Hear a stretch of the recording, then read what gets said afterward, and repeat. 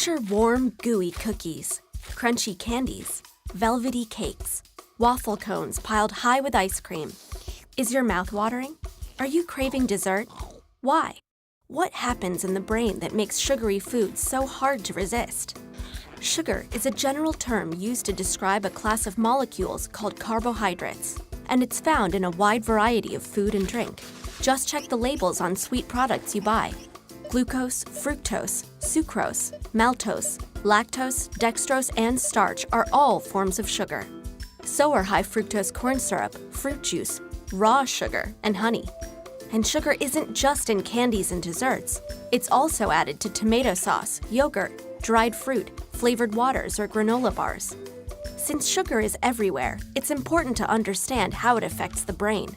What happens when sugar hits your tongue? And does eating a little bit of sugar make you crave more?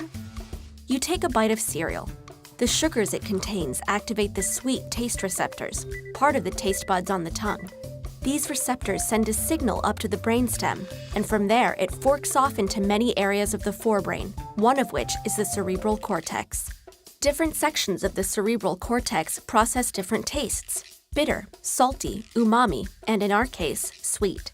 From here, the signal activates the brain's reward system. This reward system is a series of electrical and chemical pathways across several different regions of the brain. It's a complicated network, but it helps answer a single subconscious question. Should I do that again? That warm, fuzzy feeling you get when you taste grandma's chocolate cake? That's your reward system saying, yes. And it's not just activated by food.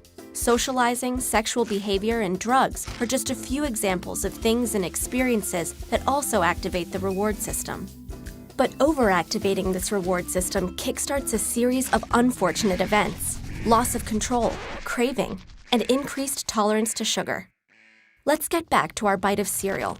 It travels down into your stomach and eventually into your gut. And guess what?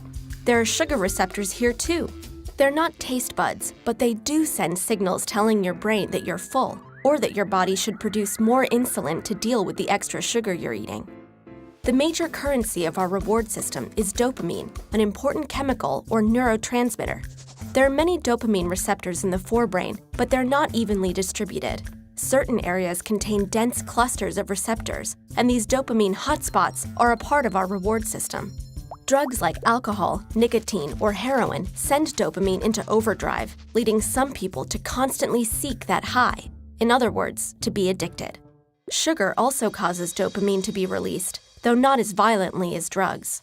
And sugar is rare among dopamine-inducing foods. Broccoli, for example, has no effect, which probably explains why it's so hard to get kids to eat their veggies. Speaking of healthy foods, let's say you're hungry and decide to eat a balanced meal. You do, and dopamine levels spike in the reward system hotspots. But if you eat that same dish many days in a row, dopamine levels will spike less and less, eventually leveling out. That's because when it comes to food, the brain evolved to pay special attention to new or different tastes. Why? 2 reasons. First, to detect food that's gone bad. And second, because the more variety we have in our diet, the more likely we are to get all the nutrients we need. To keep that variety up, we need to be able to recognize a new food, and more importantly, we need to want to keep eating new foods. And that's why the dopamine levels off when a food becomes boring. Now back to that meal. What happens if in place of the healthy, balanced dish, you eat sugar-rich food instead? If you rarely eat sugar, or don't eat much at a time, the effect is similar to that of the balanced meal. But if you eat too much, the dopamine response does not level out.